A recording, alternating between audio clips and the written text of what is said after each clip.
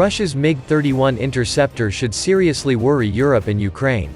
The MiG-31 is the standard long-range interceptor of the Russian Air Force and expected to serve into the 2030s. During the Cold War, the Soviet Union's air defense forces needed a series of heavy interceptors to patrol its massive borders. Most regular, light, fighters like the early MiGs were not up to the task, as they lacked the range and speed to intercept to rapidly climb and intercept supersonic American bombers, who were expected to zoom over the Arctic to drop bombs on the Soviet Union. As a result, a specialized class of aircraft was created for this purpose.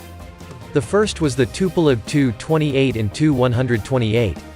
These aircraft would lay the template for later interceptors. They were large for good endurance, fast, and were armed solely with missiles.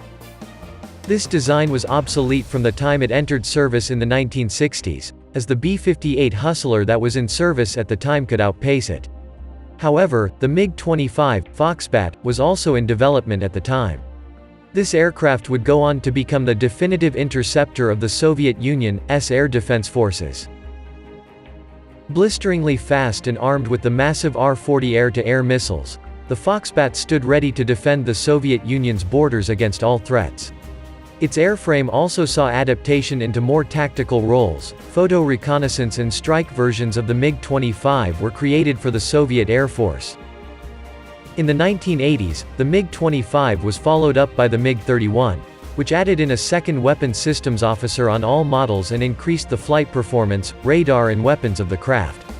Early versions also featured a cannon, but this was quickly deleted once it was determined that such extras were not necessary on a pure interceptor. Nowadays the MiG-31 is the standard long-range interceptor of the Russian Air Force. The Soviet Union's air defense forces was merged with the Soviet Air Force in the 1990s, and is expected to serve into the 2030s. A mid-life upgrade of the MiG-31 is currently being procured, the MiG-31 BSM. This modification integrates many new strike weapons onto the MiG-31 and modernizes most systems. The MiG-31 was also chosen as the primary carrier aircraft for the Kinzhal hypersonic missile. But in August 2018, Russian outlets announced that experimental design work was beginning on a next-generation pure interceptor that is meant to replace the MiG-31. Following the naming convention of Russia's other next-generation aircraft projects, PAK-XX, the new interceptor project is called PAK-DP, or Prospective Aviation Complex Long-Range Interceptor. The continuation of a line of dedicated interceptors is interesting because the existing PAK-FA Su-57 fighter in many ways could fulfill the same role as the MiG-31. It has a highly advanced radar, it can supercruise, maintain Mach 1+ flight without the use of afterburners, and it could be armed with long-range air-to-air missiles. While the range is less than a MiG-31, air-to-air refueling can make up the gap. But since the capabilities as they stand are so similar, why the need for a separate airframe? Sukhoi fighters have also served in the interceptor role before. The Su-27P variant of the flanker was meant explicitly for the Soviet Union's air defense forces. There are a couple reasons why the Russian government still considers the PAK-DP to be necessary. The first is that the PAK-DP might build off the multi-role nature of the earlier MiG-31 and MiG-25 conversions. An aircraft close to the original conception of the F-111 could be in the cards for Russia in the PAK-DP.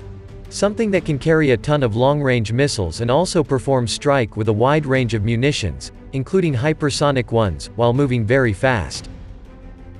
Another possible reason is that Russia wishes to keep the heritage of MiG alive within United Aircraft Corporation.